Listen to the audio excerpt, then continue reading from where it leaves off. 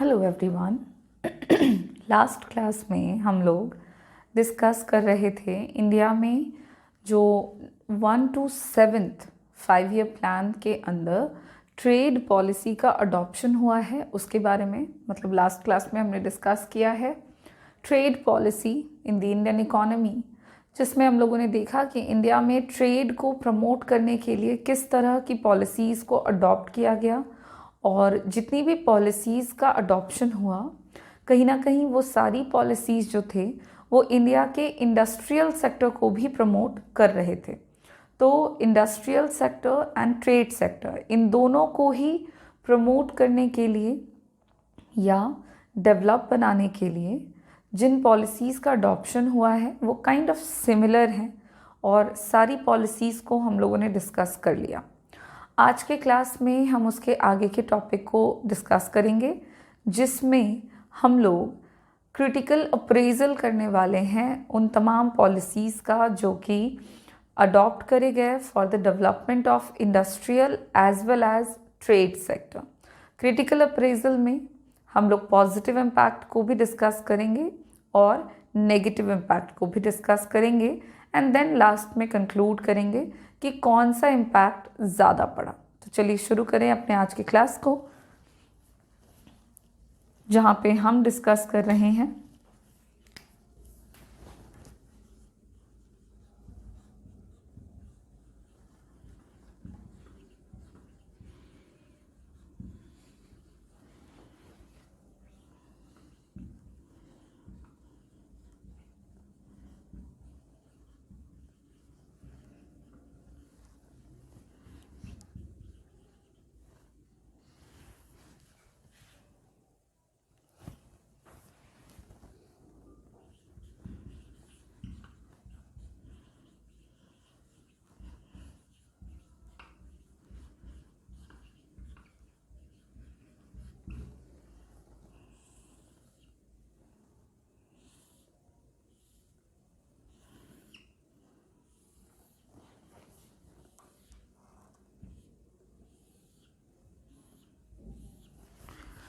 तो हम बात कर रहे हैं फॉरेन ट्रेड और इंडस्ट्रियल सेक्टर दोनों के लिए, दोनों के डेवलपमेंट के लिए इंडिया में जिस भी तरह की पॉलिसीज़ का अडॉप्शन हुआ है उनके बारे में। और सबसे पहले हम शुरुआत करेंगे पॉजिटिव इम्पैक्ट से और फिर हम बातें करेंगे नेगेटिव इम्पैक्ट के बारे में। तो अगर हम पॉजिटिव इम्पैक्ट की बात करें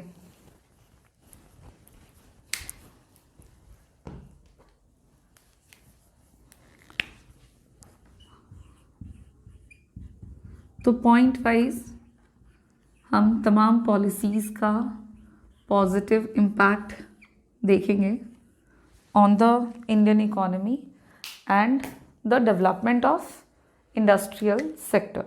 जो सबसे पहला पॉइंट है वो है राइज इन इंडस्ट्रीज शेयर।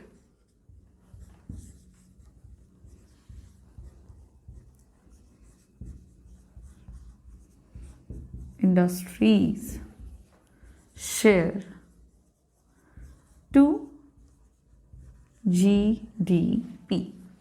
देखिए, जो सबसे पहला फ़ायदा या सबसे पहला positive impact industrial sector and foreign trade sector का के डेवलपमेंट के लिए अडॉप्ट की गई पॉलिसीज़ का पड़ा है वो यही है कि दोनों ही सेक्टर में जितनी भी पॉलिसीज़ थी उन सब से नेशन के जीडीपी में इंडस्ट्रियल सेक्टर का जो कंट्रीब्यूशन जाता है, इंडस्ट्रीज जितने भी हैं उनके द्वारा जितने भी गुड्स एंड सर्विसेज का प्रोडक्शन होता है, तो इंडस्ट्रियल सेक्टर के द्वारा जो भी शेयर जीडीपी में जा रहा था उसमें इंक्रीमेंट देखा गया, वो बढ़ गया। और ये इंडिकेट कर रहा था कि नेशन में जो है वो इंडस्ट्रियल सेक्टर का डेवलपमेंट हुआ है। अगर हम इस शेयर की बात करें कि पहले कितना था फिर कितना हो गया, तो 1950 जब देश में किसी भी तरह की कोई ख़ास पॉलिसी का अडॉप्शन नहीं हुआ था, जब पॉलिसीज़ का बिल्कुल स्टार्ट ही हुआ था, तो 1950 से 1951 की बात करेंगे और 1990 से 1991 के बारे में भी बातें करेंगे।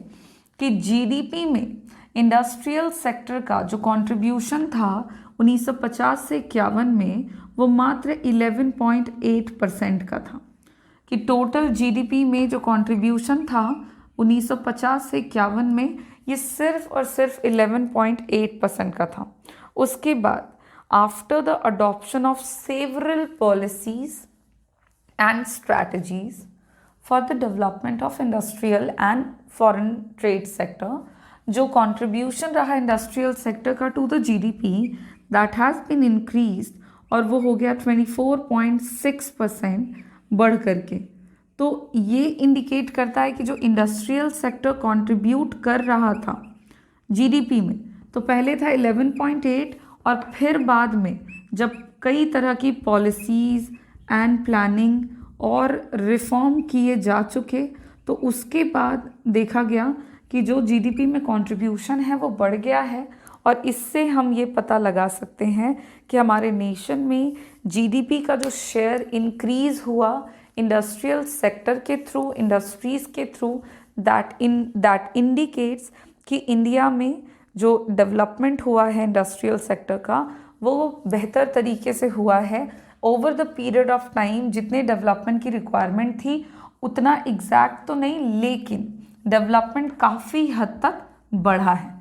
तो ये हो गया सबसे पहला पॉजिटिव इम्पैक्ट, जो कि इंडस्ट्रियल सेक्टर में अडॉप्ट किए गए तमाम किस्म की policies and planning and foreign trade sector की भी पॉलिसीज़ एंड प्लानिंग का रिजल्ट हमारी इकोनॉमी में देखने को मिला। और हम पॉइंट्स की बात करें कि क्या पॉजिटिव इम्पैक्ट में और क्या हुआ। जीडीपी में तो शेयर बढ़ गया, उसके अलावा और भी पॉइंट्स हैं, जैसे कि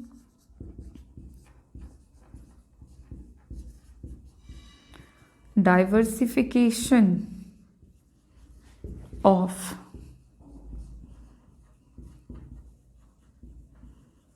इंडस्ट्रियल सेक्टर। जो इंडस्ट्रियल सेक्टर इंडिया के थे उनका डाइवर्सिफिकेशन हुआ है over a period of time. What is the meaning of diversification? तो इंडिया में 1990 तक, 1990s तक काफ़ी वैरायटी के गुड्स एंड सर्विसेज को प्रोड्यूस करने वाली इंडस्ट्रीज़ का सेटअप हो चुका था। स्टार्टिंग में हमारे देश में प्रोडक्शन जो है वो काफ़ी बेसिक गुड्स का किया जाता था, जैसे कि कॉटन हो गया, जूट हो गया, और वैरायटी ऑफ गुड्स जो हैं वो प्रोड्यूस नहीं किए जाते थे। बट हमने जैसा कि देखा कि फॉरेन ट्रेड पॉलिसी के तहत हमारे देश में इंपोर्ट सब्स्टिट्यूशन की पॉलिसी का अडॉप्शन किया गया। तो इस इंपोर्ट सब्स्टिट्यूशन की पॉलिसी में हम लोगों ने लास्ट क्लास में भी डिस्कस किया था कि क्या हुआ था। इंपोर्ट रिस्ट्रिक्शंस किस तरह से इंपोर्ट को सब्स्टिट्यूट किया जा रहा था, तो इसी में इंपोर्ट रिस्ट्रिक्शन से लेकर के इंपोर्ट ड्यूटीज़ तक के स्टेप्स फॉलो किए जा रहे थे। ये इसलिए हो रहा था ताकि इंडिया में इंपोर्ट को सब्स्टिट्यूट किया जा सके और डोमेस्टिक प्रोडक्शन को, जो हमारे देश में डोमेस्टिक प्रोडक्शन है, उसको प्रोटेक्शन दे सके।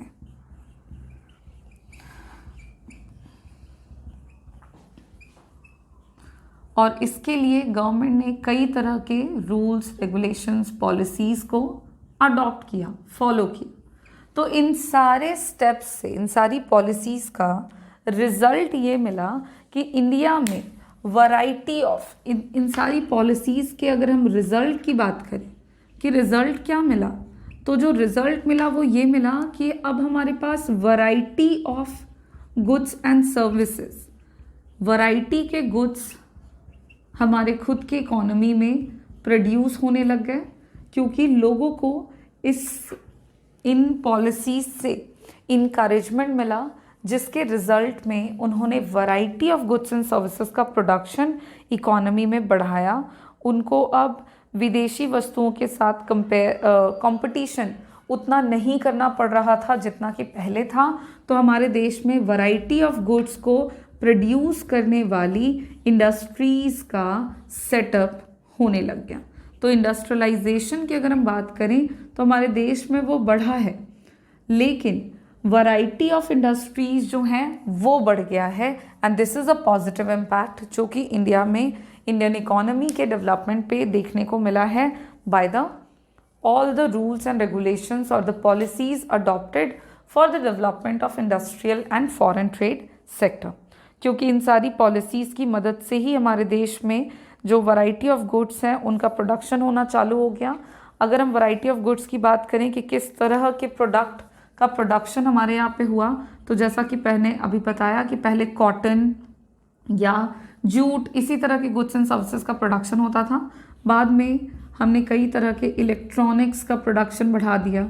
इलेक्ट्रॉनिक्स के अलावा ऑटोमोबाइल्स जो थे, पहले इस तरह के प्रोडक्ट्स को हमें इंपोर्ट करना पड़ता था।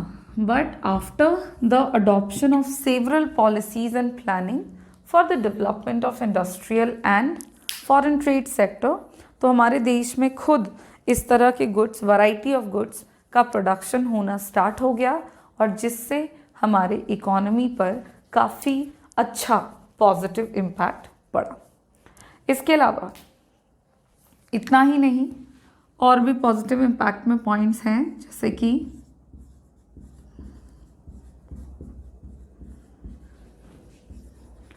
Promotion of small scale industries.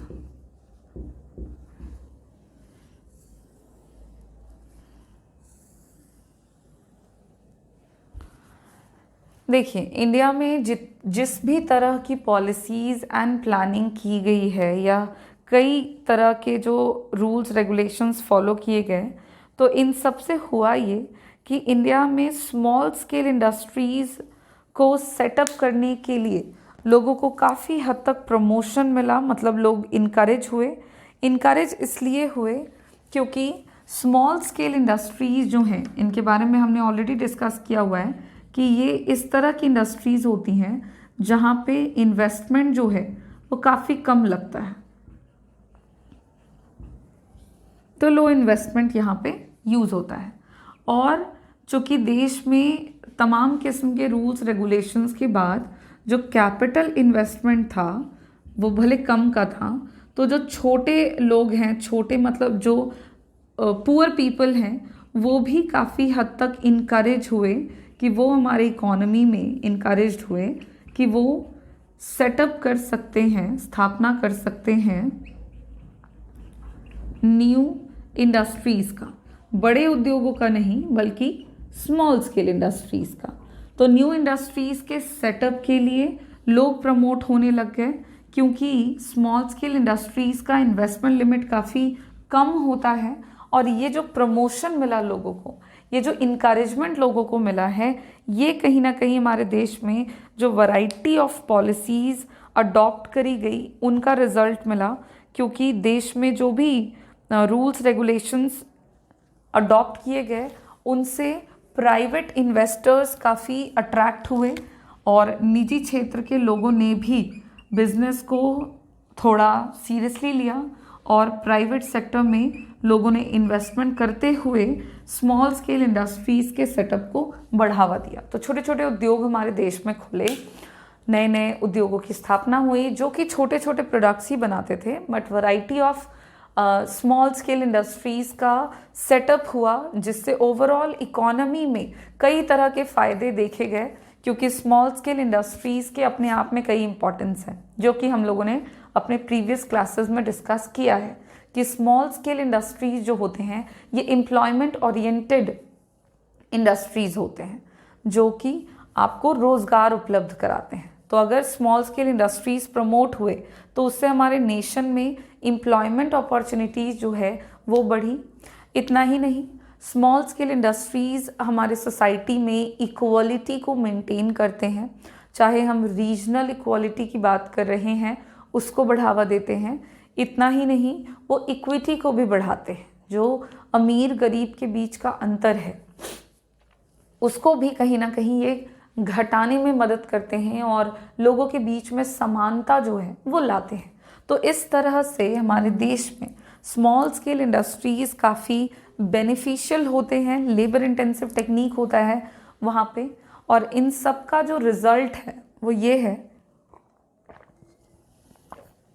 कि इंडिया में स्मॉल स्केल इंडस्ट्रीज़ का सेटअप काफ़ी हद तक बढ़ा, और ये जो हो पाया ये इंडियन इकोनॉमी में अडॉप्ट किए गए variety of rules and regulations का रिजल्ट रहा।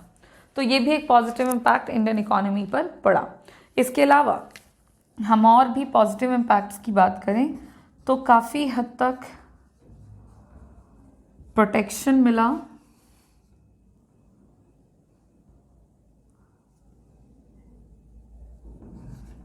इंडस्ट्रीज़ को फ्रॉम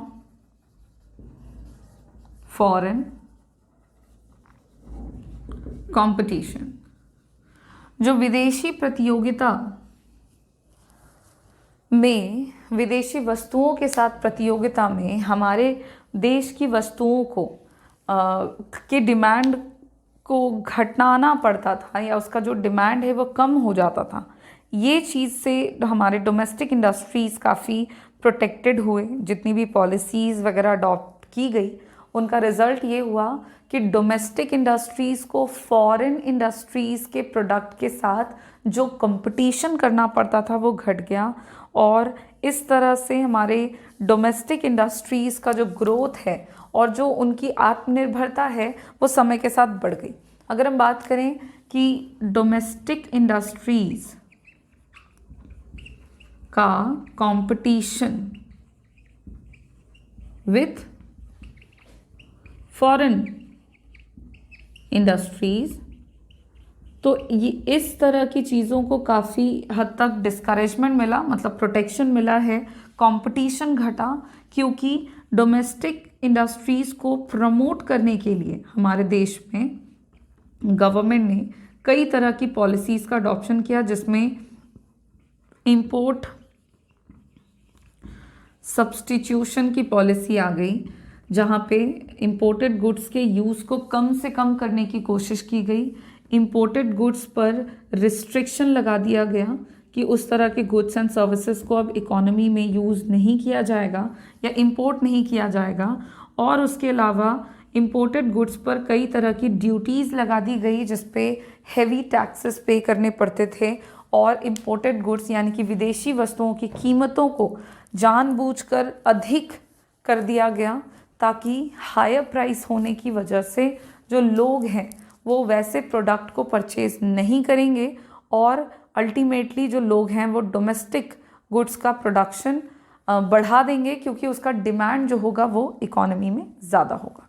तो इस तरह से हमारे नेशन में कुछ पॉजिटिव इम्पैक्ट देखने को मिले।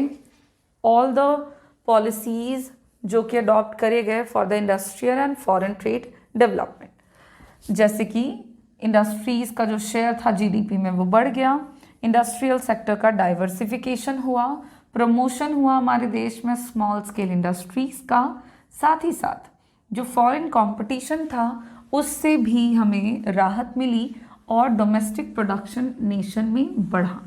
पॉजिटिव इम्पैक्ट तो हो गए हमारे। अब हम लोग बातें करेंगे नेगेटिव इम्पैक्ट अगर कुछ पड़ा उन पॉलिसीज़ का तो वो क्या था। तो जिस तरह से हमने पॉजिटिव इम्पैक्ट डिस्कस किया पॉइंट वाइज, ठीक उसी तरह से नेगेटिव इम्पैक्ट को भी देखेंगे।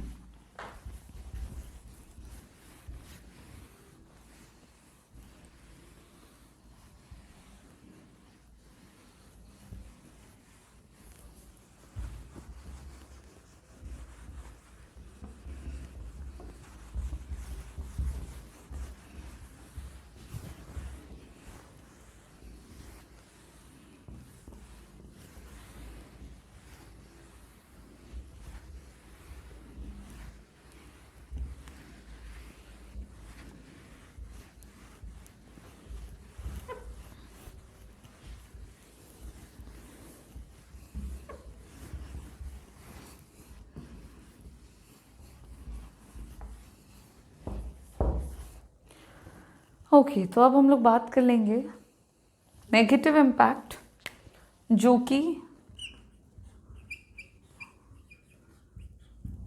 पड़ा है all the policies and planning जो इंडिया में किए गए उनके द्वारा। तो देखिए, ऐसी बात नहीं है कि सिर्फ और सिर्फ पॉजिटिव इम्पैक्ट ही पड़ा है, कुछ नेगेटिव इम्पैक्ट भी पड़ा हमारे नेशन में, हमारे नेशन के डेवलपमेंट में। और वो नेगेटिव इम्पैक्ट क्या है, तो चलिए वन बाय वन करके इसको भी पॉइंट वाइज हम लोग देखते हैं। तो जो सबसे पहला नेगेटिव इम्पैक्ट है वो है इनएफिशिएंट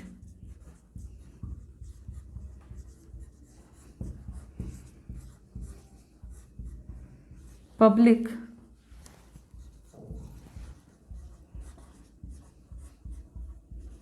मोनोपोलीज।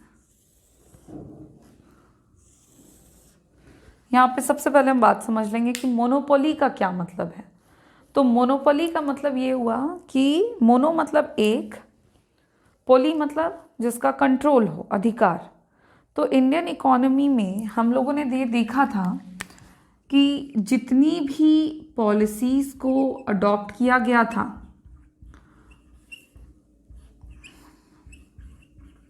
सिंगल कंट्रोल, उन तमाम किस्म की पॉलिसीज़ में, उन तमाम किस्म के प्लानिंग में पब्लिक सेक्टर यानी कि गवर्नमेंट का जो रोल है वो एक मात्र रखा गया था इम्पॉर्टेंट तरीके से।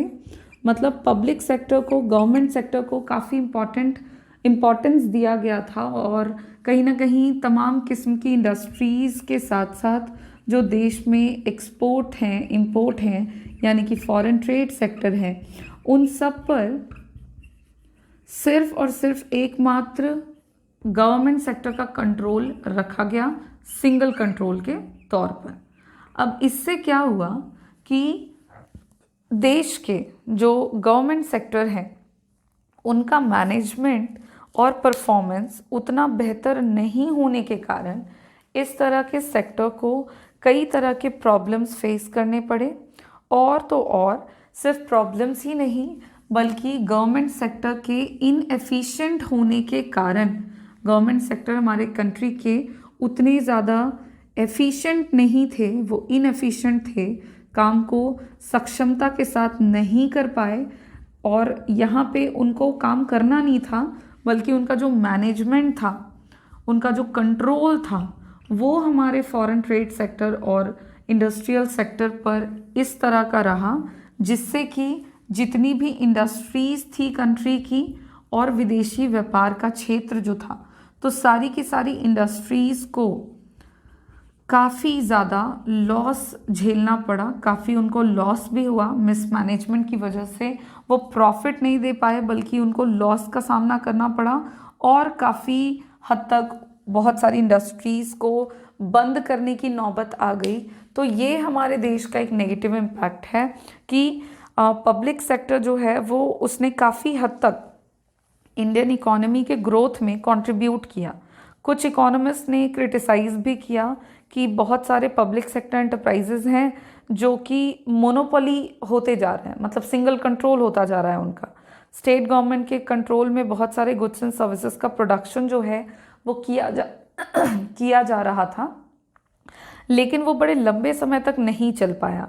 जैसे कि अगर हम बात करें टेली कम्युनिकेशन सर्विस की इंडिया में, तो due to absence of competition, चूँकि विदेशी वस्तुओं को बिल्कुल हमारे देश में बंद कर दिया गया था फर्स्ट। सेकंड, कंट्री में सिंगल कंट्रोल दे दिया गया था गवर्नमेंट सेक्टर को।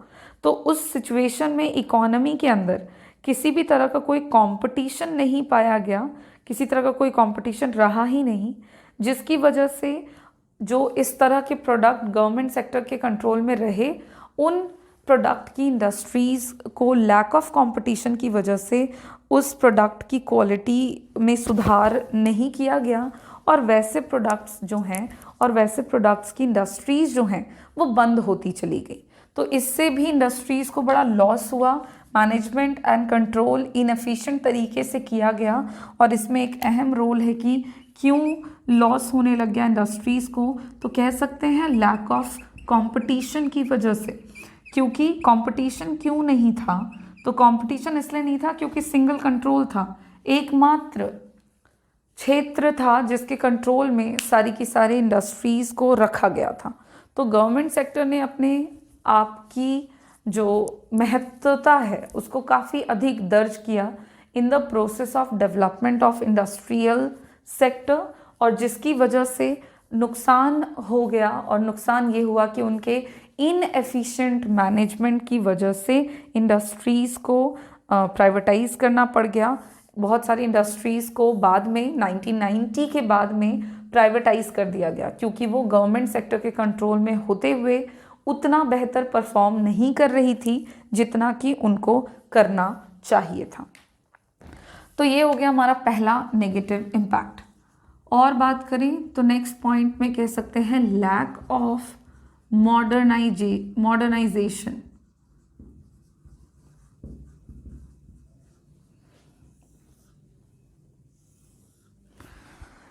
देखिए, इंडस्ट्रीज़ में चूँकि all the industries of Indian economy were controlled by the public sector, तो इस स्थिति में इंडस्ट्रीज़ में कंपटीशन नहीं होने के कारण वहाँ पे किसी भी तरह का कोई मॉडर्नाइजेशन नहीं देखा गया, किसी तरह का कोई न्यू पॉलिसीज़ का अडॉप्शन नहीं देखा गया जिससे कि इंडस्ट्रीज़ में टेक्नोलॉजिकल इम्प्रूवमेंट हो सके। तो मॉडर्नाइजेशन की भारी मात्रा में कमी दिखी। तो ड्यू टू नो कंपटीशन या due to lack of competition अगर हम कहें तो इंडस्ट्रीज़ में टेक्नोलॉजिकल इम्प्रूवमेंट नहीं हुआ, नो टेक्नोलॉजिकल इम्प्रूवमेंट, और इंडस्ट्रीज़ जो थे वो वही अपने पुराने तकनीक का इस्तेमाल करते हुए गुड्स एंड सर्विसेज का प्रोडक्शन कर रहे थे। और इन सब की वजह से रिज़ल्ट ये मिला कि देश में 1990 तक आते आते देखा गया कि इंडस्ट्रीज़ में मॉडर्नाइजेशन की, आधुनिकीकरण की भारी मात्रा में कमी है। इंडस्ट्रीज़ हमारे वही अपने पुराने तरीक़ों का इस्तेमाल करते हुए गुड्स एंड सर्विसेज का प्रोडक्शन कर रहे हैं। तो ये भी कहीं ना कहीं हमारे कंट्री के इंडस्ट्रियल सेक्टर का एक फेलियर कहलाता है, क्योंकि बहुत सारे ऐसे प्रोडक्ट इंडिया में प्रोड्यूस किए गए अपनी पुरानी टेक्निक का इस्तेमाल करके। बहुत सारे देशी वस्तुएं हमारे देश की ऐसी रही, इंडिजिनस प्रोडक्ट ऐसे रहे जो कि पुराने टेक्निक के इस्तेमाल को करते हुए बनाए गए थे, और उन्होंने विदेशी बाज़ार में जब हमने अपने प्रोडक्ट को एक्सपोर्ट करना चालू किया, हमने अपने फाइनल गुड्स को जब एक्सपोर्ट करना शुरू किया, तो विदेशी मार्केट में हमारे प्रोडक्ट्स फेल होते चले गए, क्योंकि हमारे प्रोडक्ट्स की जो क्वालिटी थी या जो उसका स्टैंडर्ड था वो इंटरनेशनल मार्केट के स्टैंडर्ड से मैच नहीं कर पाया, और हमारे प्रोडक्ट्स की क्वालिटी थोड़ी लो दिखी, उसमें मॉडर्नाइजेशन की कमी दिखी, और इस वजह से हमारे प्रोडक्ट्स का जो एक्सपोर्ट था वो फिर धीरे धीरे घटने लग गया। तो ये भी एक फेलियर है हमारे कंट्री का, हमारे देश में अडॉप्ट किए गए कई सारे ट्रेड रिलेटेड पॉलिसीज़ का and industrial sector related policies का। नेक्स्ट नेगेटिव इम्पैक्ट में हम कह सकते हैं कि हमारे देश में जितनी भी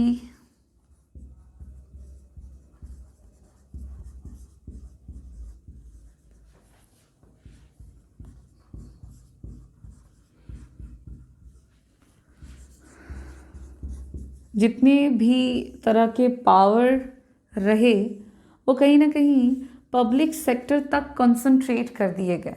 मतलब देश के इंडस्ट्रियल सेक्टर को प्रमोट करने के लिए जितने भी योग्यताओं की ज़रूरत है या जितनी भी क्षमता होनी चाहिए और जो भी पावर चाहिए इंडस्ट्रियल सेक्टर को प्रमोट करने के लिए, वो सारे के सारे पावर जो थे वो इंडियन इकोनॉमी में पब्लिक सेक्टर को ही रिस्ट्रिक्ट कर दिए गए, उन्हीं की तरफ कंसंट्रेट कर दिए गए।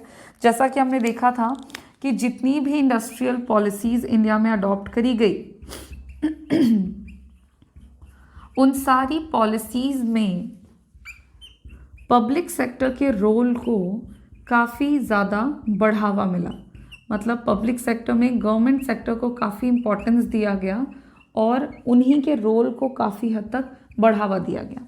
क्यों रोल को बढ़ावा दिया गया था, तो हम लोगों ने ये भी डिस्कस किया है, क्योंकि ऐसा माना गया था कि पब्लिक सेक्टर जो है वहाँ पे जो हमारे देश में इन्वेस्टमेंट की कमी थी, तो लैक ऑफ इन्वेस्टमेंट जो था या पूंजी की जो कमी थी वो पब्लिक सेक्टर के द्वारा पूरी की जाती। पब्लिक सेक्टर को सोशल जस्टिस करना था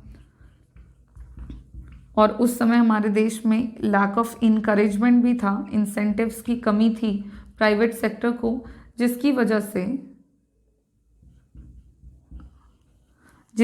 से नेशन में पब्लिक सेक्टर के रोल को बहुत बढ़ावा मिला और पब्लिक सेक्टर तक ही सारा का सारा जो पावर है इंडस्ट्रियल सेक्टर को चलाने का, प्रमोट करने का, वो रिस्ट्रिक्ट कर दिया गया। एक स्टार्टिंग पॉइंट में या स्टार्टिंग फेज में ये जो पॉलिसी रही या ये जो तरीका रहा, इसने ठीक ठाक काम किया, लेकिन जैसे जैसे समय बीतता चला गया, lack of competition, lack of better technology, इस तरह के सिचुएशन, लैक ऑफ मॉडर्नाइजेशन, इस तरह के फैक्टर्स के कारण इंडियन इकोनॉमी में पब्लिक सेक्टर जो कि उतना बेहतर काम नहीं कर पाने लग गए, समय बीतने के साथ साथ उनका जो परफॉर्मेंस था वो उतना बेहतर नहीं होने लग गया, जिसकी वजह से इकोनॉमी में जो प्रमोशन होना था ट्रेड का, जो प्रमोशन होना था इंडस्ट्रियल सेक्टर का, वो न होते हुए वो घट गया। तो अगर ये जो पावर है ये पब्लिक और प्राइवेट सेक्टर दोनों के हाथों में इक्वली रहता, तो इससे नेशन का डेवलपमेंट इंडस्ट्रियल सेक्टर के डेवलपमेंट के साथ साथ काफ़ी बेहतर तरीके से हो सकता था, बट ऐसा हुआ नहीं। तो ये भी हमारे नेशन के लिए एक नेशन पर एक नेगेटिव इम्पैक्ट पड़ा, जो कि इंडिया में अडॉप्ट किए गए सारे ट्रेड पॉलिसी का रहा। उसके अलावा देश में हमारी इकोनॉमी में हमने लास्ट क्लास में ही पढ़ा, inward looking trade strategy follow की गई।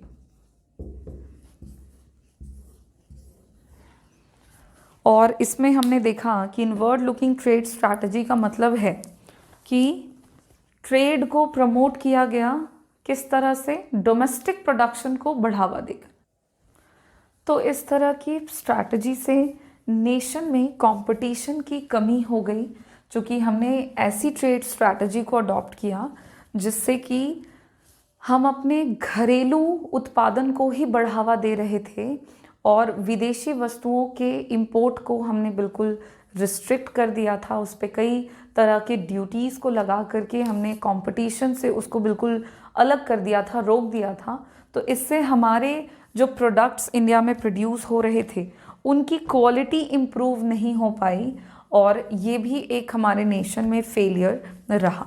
इतना ही नहीं, और भी फेलियर है, जैसे कि डिफ़िकल्ट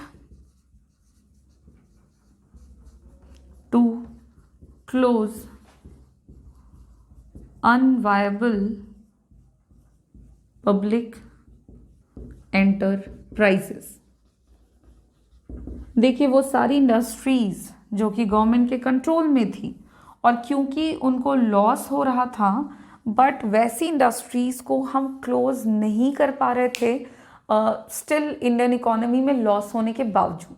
क्यों हम इस तरह की इंडस्ट्रीज़ को बंद नहीं कर सकते थे?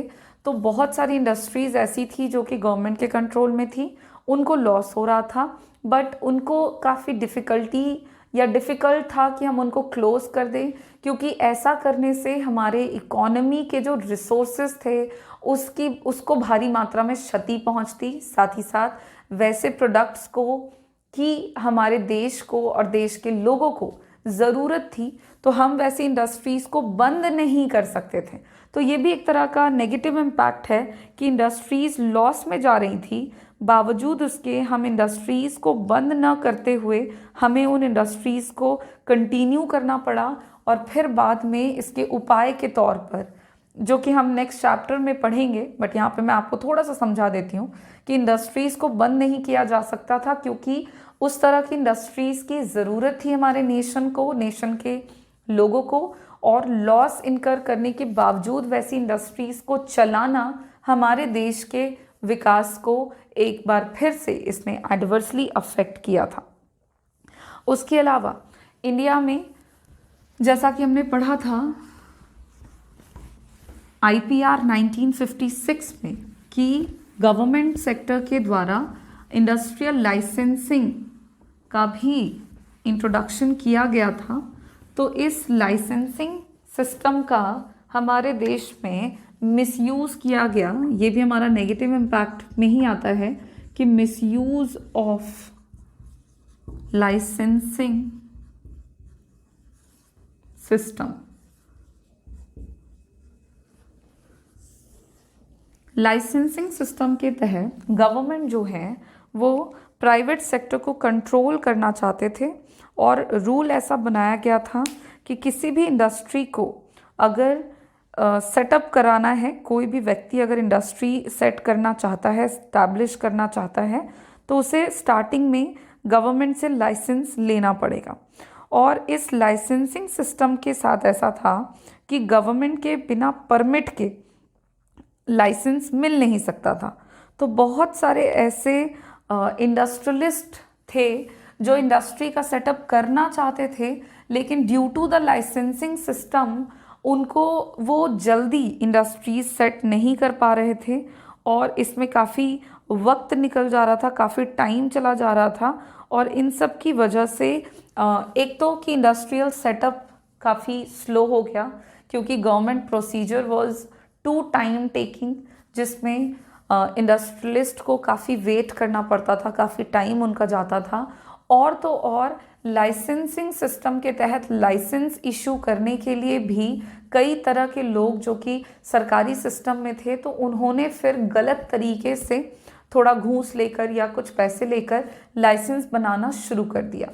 तो वैसी स्थिति में जो लोग एक्चुअल लाइसेंस के हकदार थे, जो वाकई में अच्छा काम कर सकते थे प्रोडक्शन करके, उनको लाइसेंस टाइम पर और सही तरीके से नहीं मिलने के कारण इंडस्ट्रीज़ का उतना विकास नहीं हो पाया। और वैसे लोग जो कि गैर कानूनी तरीके से लाइसेंसिंग सिस्टम को और लाइसेंस को हासिल कर लिया करते थे, उनके द्वारा इंडस्ट्रीज़ के चलाए जाने पर नेशन को फ़ायदा होने के बजाय नुकसान होने लग गया, क्योंकि वो हार्मफुल चीज़ों का प्रोडक्शन कर रहे थे, वो टैक्स की चोरी भी कर रहे थे। तो इस तरह के कई छोटे छोटे फैक्टर्स देखने को मिले और ये सारी चीज़ें जो हैं ये नेगेटिव इम्पैक्ट में काउंट होती हैं। उसके अलावा एक और नेगेटिव इम्पैक्ट में हम देखेंगे कि काफ़ी नेगेटिव इम्पैक्ट पड़ा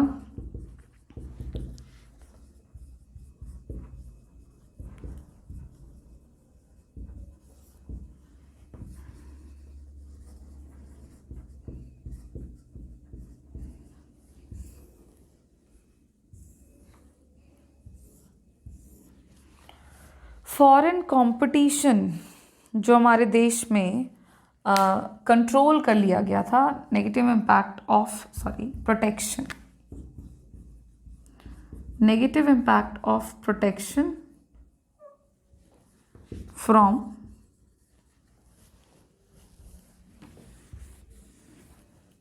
फॉरेन कंपटीशन। तो डोमेस्टिक प्रोडक्शन को प्रोटेक्शन देने के लिए जो फॉरेन कंपटीशन को रोका गया या डोमेस्टिक प्रोडक्शन को प्रोटेक्शन देते हुए फॉरेन कंपटीशन जो हमारे देश में कंट्रोल कर लिया गया, उसको रिस्ट्रिक्ट कर दिया गया, इससे हमारे देश के उत्पादन पर नेगेटिव इम्पैक्ट पड़ा। क्योंकि ये जो टर्म है कंपटीशन, ये करना पड़ रहा था डोमेस्टिक प्रोडक्शन को with the help of domestic production को कंपटीशन करना पड़ता था पहले फॉरेन गुड्स के साथ। अब ये जो फॉरेन गुड्स का इंपोर्ट था, इसको इंडिया में रिस्ट्रिक्ट कर दिया गया कई तरह से। तो imports of foreign goods India में रिस्ट्रिक्टेड हो गए, बंद हो गए, कम हो गए, जिससे जो कंपटीशन होता था पहले, वो कंपटीशन भी धीरे धीरे कम हो गया और डोमेस्टिक प्रोडक्शन से जो भी गुड्स एंड सर्विसेज प्रोड्यूस होने लगे, वो गुड्स की जो क्वालिटी थी वो धीरे धीरे हमारी और बिगड़ने लग गई, क्योंकि समझ में नहीं आने लग गया कि किस तरह के गुड्स को बनाया जाए ताकि विदेशी बाज़ार में भी हमारी वस्तुओं का जो डिमांड है वो ज़्यादा रहे, कीमत कम रहे।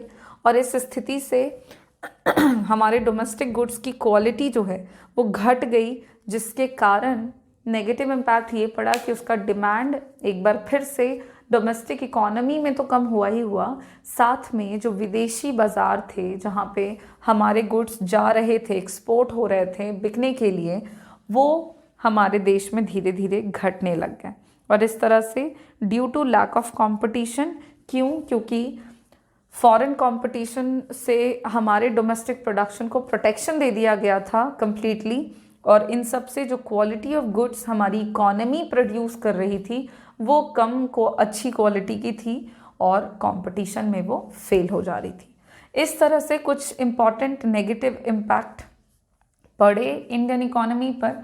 अगर आप थोड़ा सा ध्यान दो तो लगभग सारे पॉइंट्स एक दूसरे से सिमिलर हैं कि गवर्नमेंट सेक्टर का कंट्रोल हो गया, सिंगल हैंडेड कंट्रोल हो गया, मॉडर्नाइजेशन की कमी हो गई क्योंकि कंपटीशन नहीं था, सारे के सारे जो पावर हैं वो गवर्नमेंट सेक्टर को मिल गए, ऐसी ट्रेड पॉलिसी अडॉप्ट करी गई जो कि इकोनॉमी के ऊपर कंसंट्रेट कर रही थी, जिसमें कंपटीशन को इग्नोर कर दिया गया, और जो इंडस्ट्रीज़ गवर्नमेंट के कंट्रोल में थी उनको बंद करने की मुसीबत थी कि बंद नहीं कर सकते हैं। इतना ही नहीं बल्कि लाइसेंसिंग सिस्टम का भी मिसयूज़ होने लग गया, प्रॉपर तरीके से इस सिस्टम को फॉलो नहीं किया गया, और अपने घरेलू वस्तुओं को प्रोटेक्शन देने के लिए हमने जब विदेशी वस्तुओं के इंपोर्ट को बंद कर दिया या कम कर दिया तो इससे भी हमारे देश के उत्पादन पर, वस्तुओं के क्वालिटी पर बुरा असर पड़ा। इसी के साथ जो नेगेटिव इम्पैक्ट है इंडस्ट्रियल एंड फॉरेन डेवलपमेंट के लिए अडॉप्ट किए गए पॉलिसीज़ का ये कंप्लीट होता है। और अब हम लोगों का सिर्फ एक टॉपिक रह गया है इस चैप्टर में, जिसमें हम बातें करेंगे कि शुरुआत से लेकर फ्रॉम 1947 टू 1990 तक जितनी भी पॉलिसीज़ अलग अलग सेक्टर में अडॉप्ट करी गई किस तरह की थी, उनका क्या पॉजिटिव इम्पैक्ट पड़ा ओवरऑल में और क्या नेगेटिव इम्पैक्ट पड़ा संपूर्ण अर्थव्यवस्था पर। और फिर हमारा ये जो चैप्टर है, चैप्टर नंबर 2, ये कंप्लीट हो जाएगा। और इसके ही कंप्लीट होते हमारा यूनिट 5, जिसमें हम डेवलपमेंटल एक्सपीरियंसेस डिस्कस कर रहे हैं इंडियन इकोनॉमी के फ्रॉम 1947 टू 1990, ये कंप्लीट हो जाएगा। तो वो हम लोग features of economic planning till 1991, इस टॉपिक को हम हमारे नेक्स्ट क्लास में डिस्कस करेंगे। Thank you.